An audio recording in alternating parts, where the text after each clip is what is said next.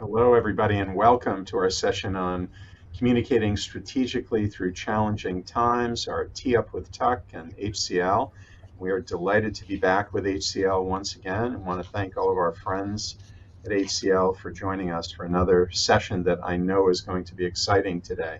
I thought I would just very quickly introduce our panel, and then we will move on to ask some questions and get some responses and take it from there. So I'm going to go right in order. I'll just start with Jill.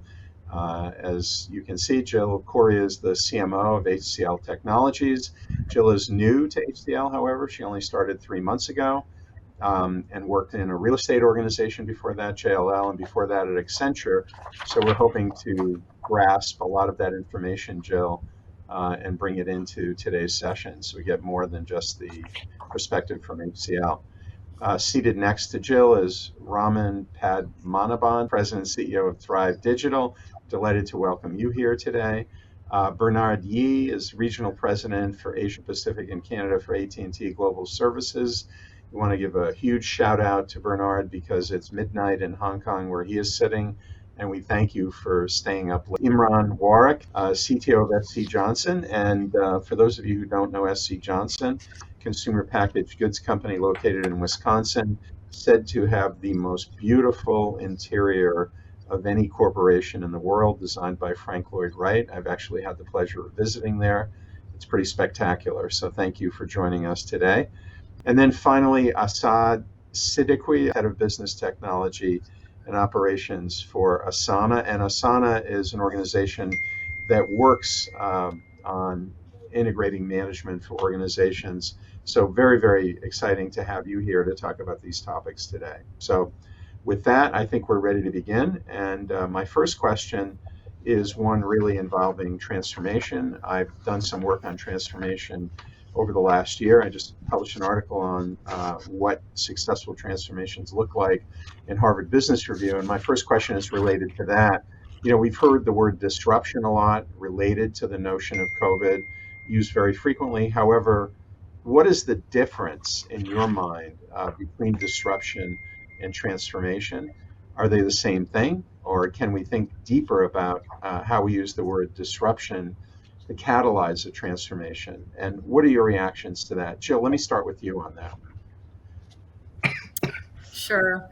Um, well, I don't think they're the same thing. I think disruption to me means something that is short term, but then perhaps things may go back to the way they were. And I think we're in the middle of a wholesale transformation. I wish I would have read your HBR article before coming on to the roundtable today, but I believe we are moving into what I've been calling the next normal. Some people say the new normal. I'll call it the next normal. Things have fundamentally and foundationally changed, and Ron and I were chatting ahead of the roundtable. Ron and I both interviewed for our C-suite positions wholly virtually. I have met leaders from over the world as I've joined HCL wholly virtually so far.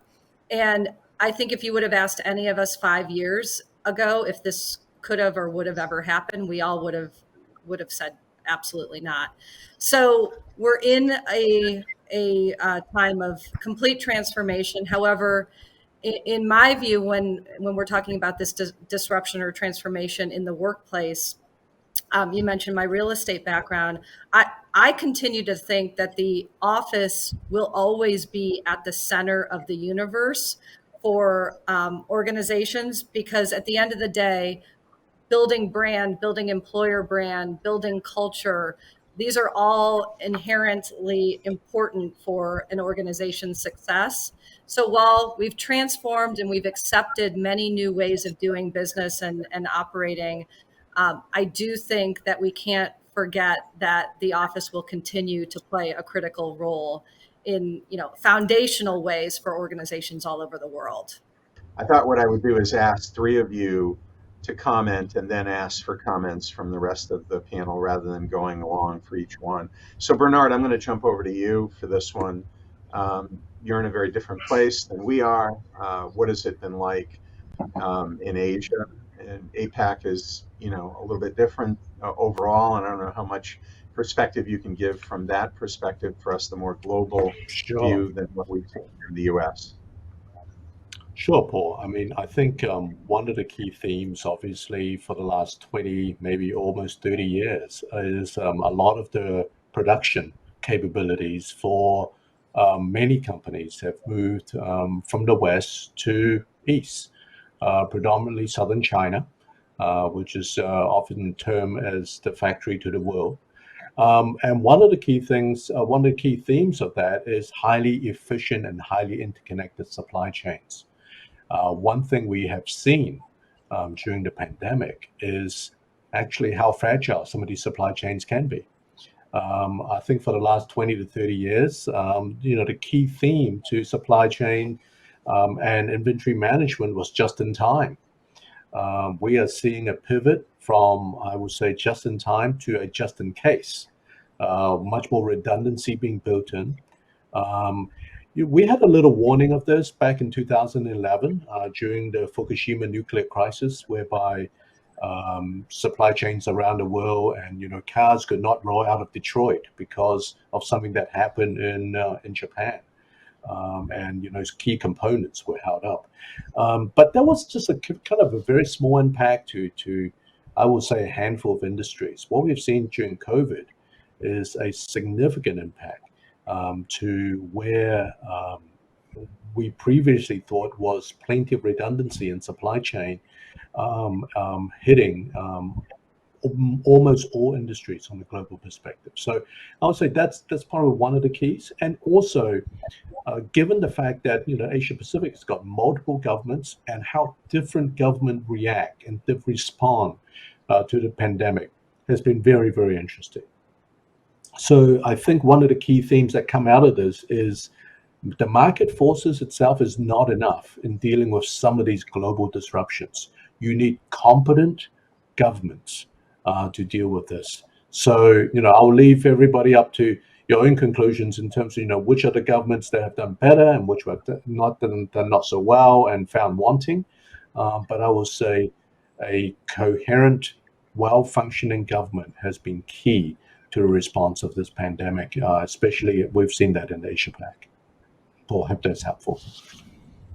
Yeah, very helpful. I think it's probably the same is true for organizations too, in terms of which ones have been most successful. I'm going to ask Ron, from your perspective in both the pharmaceutical industry and your previous experiences, to be the last respondent. And then anyone else who wants to chime in, just raise your hand. Go ahead, Ron. I agree with the really heavily with the foundational answer that Jill had provided. I mean, I think of disruption as the classic. Let's blow something up. Let's just make a quick and radical change here. But a transformation is something that really kind of is the ongoing journey to make sure there's lasting and enduring change. So in terms of the difference between disruption and transformation, I mean, they go hand in hand with each other, but they serve different roles. And with regards to my current role at Merck, we're going through transformational activities right now. We're doing some transformations in our ways of working across the company, how we teach people, how we do digital education across the entire company, and that has been a combination of disruptive things and an ongoing transformation journey, but also then made more complex by this kind of COVID remote working environment. And if there's anything I would close with, it's we are as people just creative and adaptive. I mean, again, nobody would have thought that we could have done this type of work remotely. We are now starting to slowly get back in person, but the amount we've been able to accomplish remotely, while it's not ideal and certainly doesn't replace in-person interaction, I think we've proven that with some creativity and energy, we can get more done than we thought we could prior. Very interesting.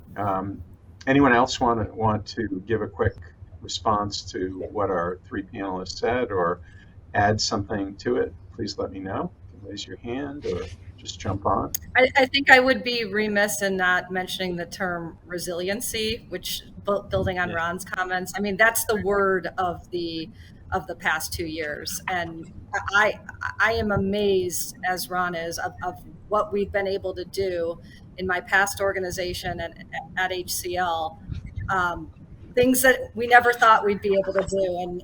And I think this resiliency and the sort of the triumph of the human spirit has been alive and well. But there's also a lot of fatigue that's been happening at the same time. Sure. So I think it's transformation, and there will be fundamentally new ways of working in the future. And I agree with Bernard's points. There's a lot of transformation and change, but I think there's also a desire to figure out ways to not lose some of the amazing things that we were able to have ahead of the pandemic. I just want to add one other thing, in trying to define transformation in this article that I mentioned before, versus change versus disruption. If we just think about those three terms, a change is something that maybe you have a change in your procurement strategy or a change in how you decide to market a product or distribute it. Whereas a transformation is something that you intentionally set to do as an organization that involves lots more moving parts. And I think the way I see disruption is something coming into that mix that makes life difficult for you, which is what COVID has been.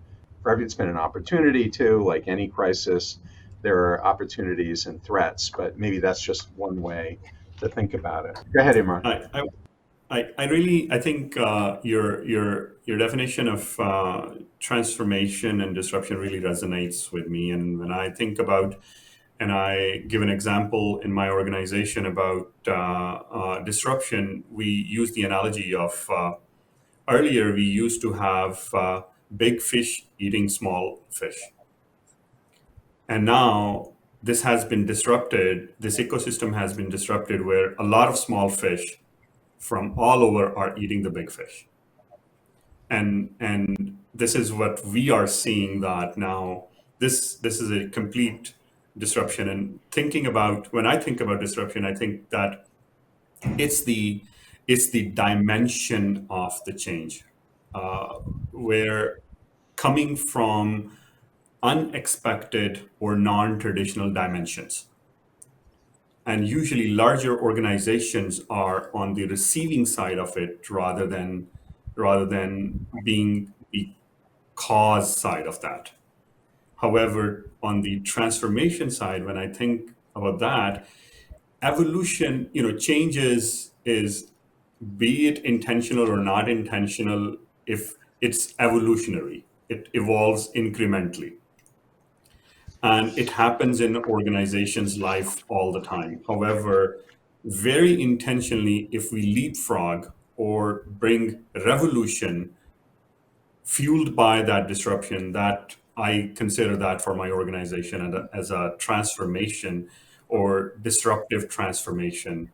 And there are lots of things that we have been thinking about. And one thing that I think Jill said, change, all of this transformation and disruption is going to happen far more than in the past. However, one thing that is far more important is if you are ready for that, and if we are embracing that versus resisting that.